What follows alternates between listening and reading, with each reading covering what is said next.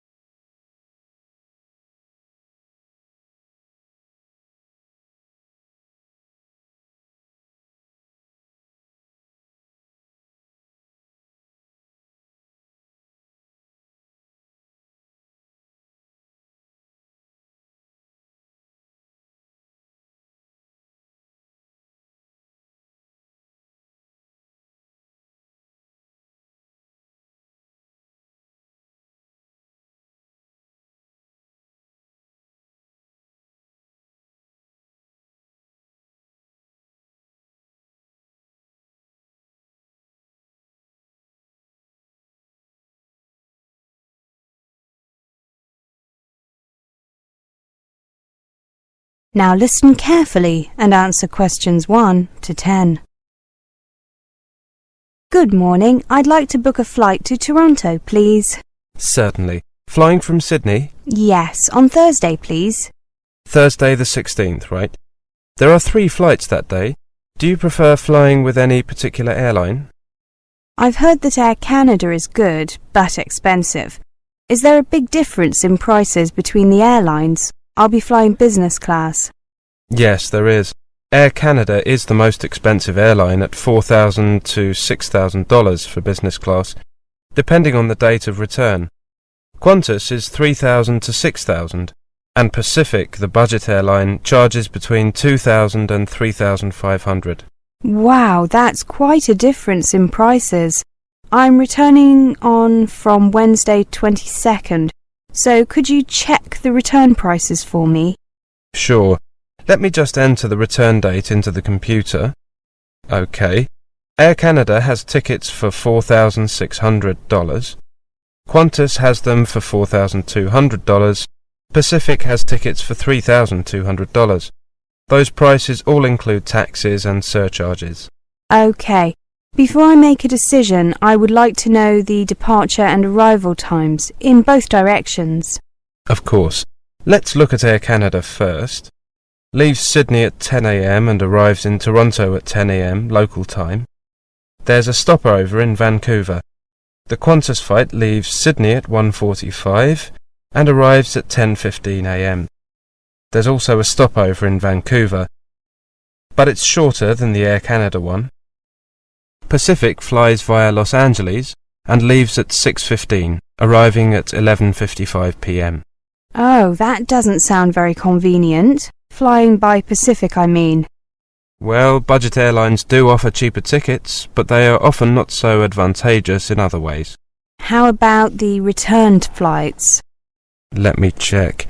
The Air Canada flight leaves Toronto at 4 o'clock and arrives at 6 o'clock local time. The Qantas flight leaves at 9 a.m. and arrives at 11 a.m. local time in Sydney. The Pacific flight leaves Toronto at 10:25 and arrives at 6:10 local time in Sydney. Again, not very convenient timing. No, it isn't. Are the stopovers the same as on the outward journey? Yes, they are.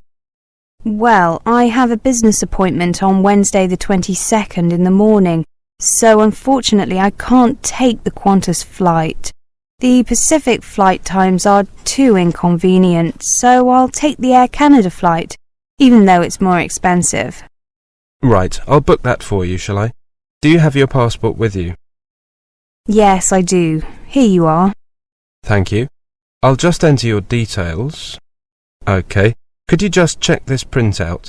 Make sure that I've spelt your name correctly and have written your passport number correctly too. Will you be paying by credit card? Yes, I have a company credit card. Here you are. Oh, my name is Reese with a C, not with an S. Oh, I'm sorry. I'll correct that. R-E-E-C-E. And my given names are hyphenated. Mary-Ann, with an E. Oh, you've got that. Sorry. OK. Mary-Ann. Joined together with a hyphen. Is the passport number okay? Yes. Could you give me an official invoice, please? I need it for my company. Certainly. Shall I use the company name as it appears on the credit card, ABC Stocks? Yes. Okay, thank you. Could you sign here and here? Thank you. I'll just print out your ticket. Thank you. That is the end of section 1. You now have half a minute to check your answers.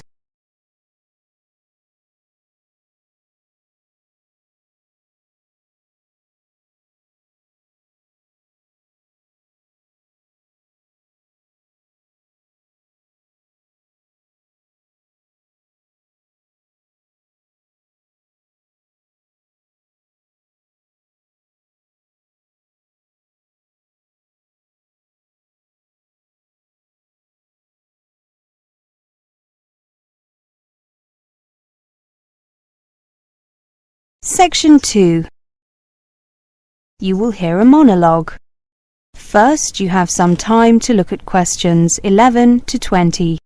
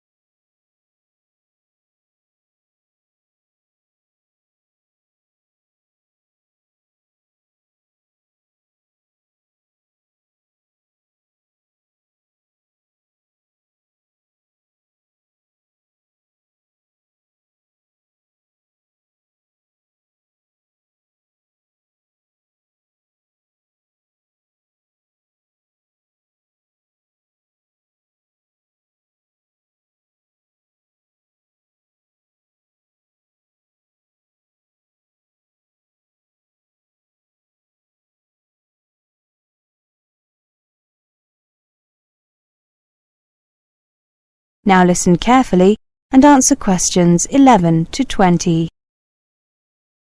Good afternoon, everyone. I am here to give you a talk on tenancy agreements and other legalities.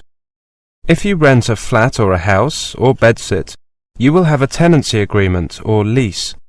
This is a written legal agreement between you, the tenant, and the property owner, the landlord. Tenancy agreements should normally contain information about the amount of rent, the length of the tenancy, and what rights you and your landlord will have under the law. In most cases, you will have an assured short-hold tenancy, which means that your landlord cannot ask you to leave without a good reason during the first 6 months. Although these rights offer you some protection, it is still your responsibility to check the tenancy agreement thoroughly and make sure you agree with the terms. Do not sign the tenancy agreement if you do not know what all of it means. If you do not fully understand your rights, show your tenancy agreement to an advisor in the accommodation office or student welfare office at your university or college and ask for help. You can also get help from a housing advice centre, law centre, or citizens advice bureau. When you do sign the tenancy agreement, make sure you get a copy to keep for yourself, in case you need to check any details later on. The landlord may also ask you to sign an inventory, a list of all the items in the property, pieces of furniture, kitchen items, etc. If so, make sure you get a copy of this as well.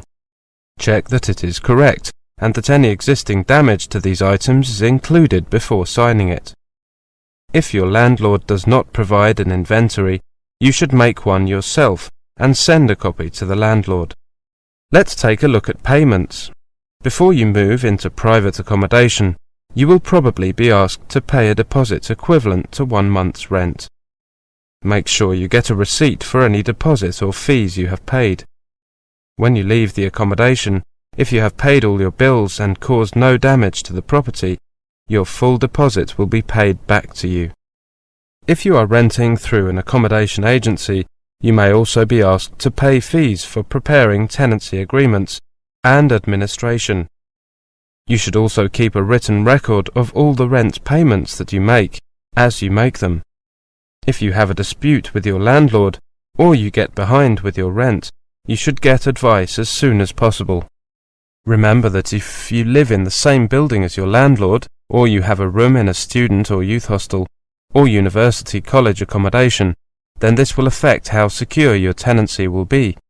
If you do not share any living space with the landlord or a member of their family, apart from means of access like an entrance hall or a staircase, or are a student living in halls of residence, or any other type of accommodation where an educational institution is the landlord, you will have basic protection from eviction.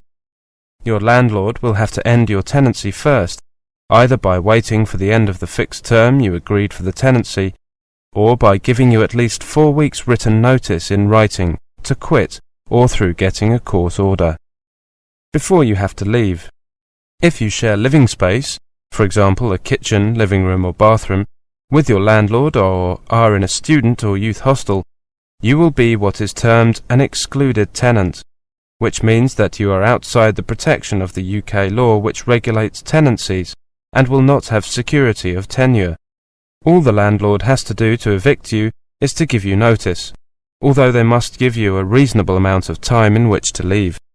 If you have problems with accommodation, contact the accommodation office or students' union at your university or college. If you need specialist or legal help, contact a law centre in your local Citizens Advice Bureau who will be able to tell you your rights as a tenant and the rights of your landlord. That is the end of section 2. You now have half a minute to check your answers.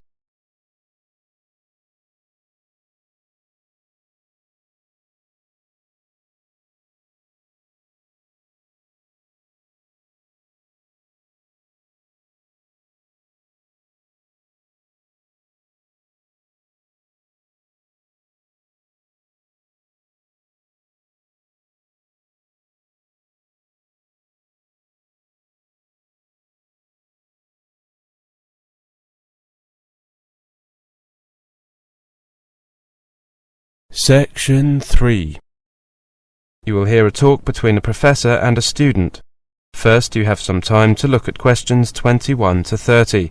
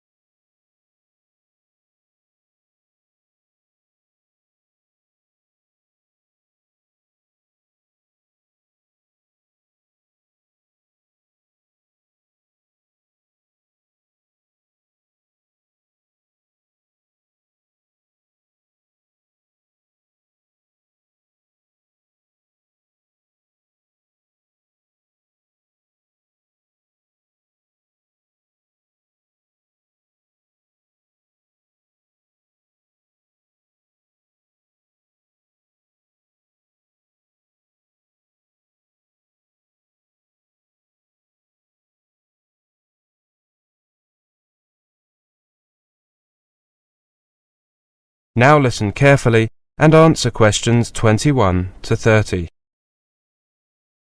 Good morning, Clara. Take a seat. Right, I've read your first draft of your project on housing. Well done. Thank you. I know it's only a first draft though, so I'm sure you have some suggestions on how it can be improved. I was very nervous at first because it wasn't my first choice of topic. I had wanted to do something on voting patterns, but getting information, well, it didn't look possible within the time frame. Don't worry. I think that you have made a good choice.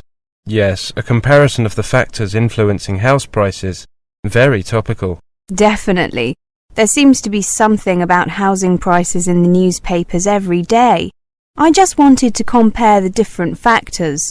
You know, location, the proximity of facilities such as schools. As I said, a good choice of topic. Now, the first part is very well done. You clearly introduce what you are going to look at, why and how. Do you think that I have covered enough points there? I think so. Did you have anything else in mind? You know, something else you'd like to cover? Well, a friend suggested that I might include crime rates. Actually, that's a very good idea. You might consider it. It is something that many people take into account, consciously or otherwise. When choosing a place to live, Nowadays the police are required to keep quite detailed statistics on crime, and you can get them fairly easily. I mean, it's easy enough to ask for them, but it might take a while for the police to get them to you. OK, I'll make a note of that. Contact police for crime statistics. Now, I have to say that I found the middle part more difficult to get through. Oh, I thought I had done that rather well. Don't worry, it's not awful. It's just that, well, try to take a uniform approach. Use one for each criteria people use when choosing housing. That way you're comparing like with like rather than different things. I see. So I should stick with one as far as possible. Yes, that does seem logical. So I don't really need to get more data or write much more. Instead, I need to change. I've got it. It just makes it a lot easier to read. That's the main thing. Yes, of course. How about the conclusion?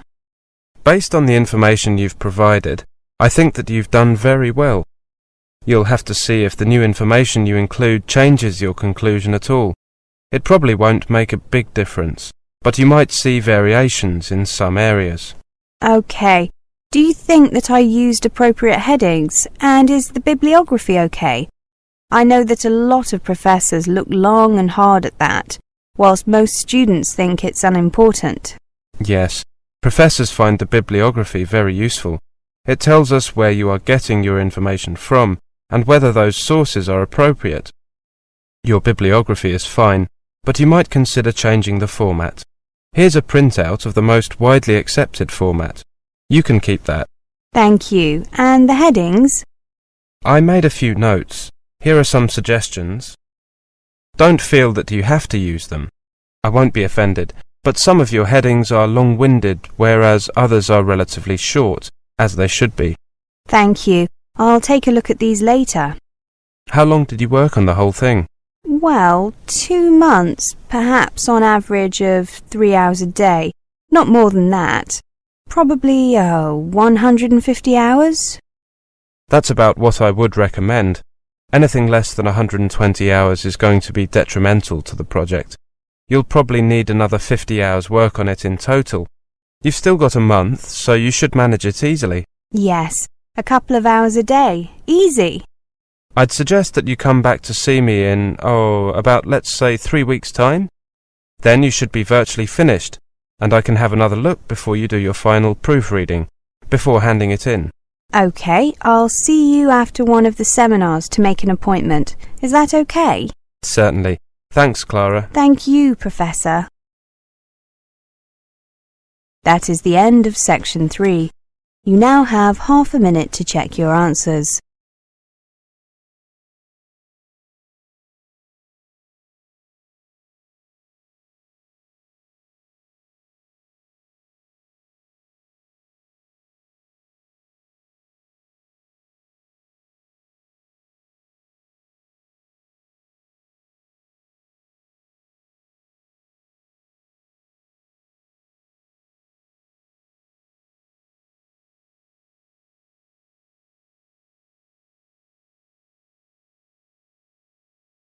Section 4. You will hear a presentation on scholarship and funding. First, you have some time to look at questions 31 to 40.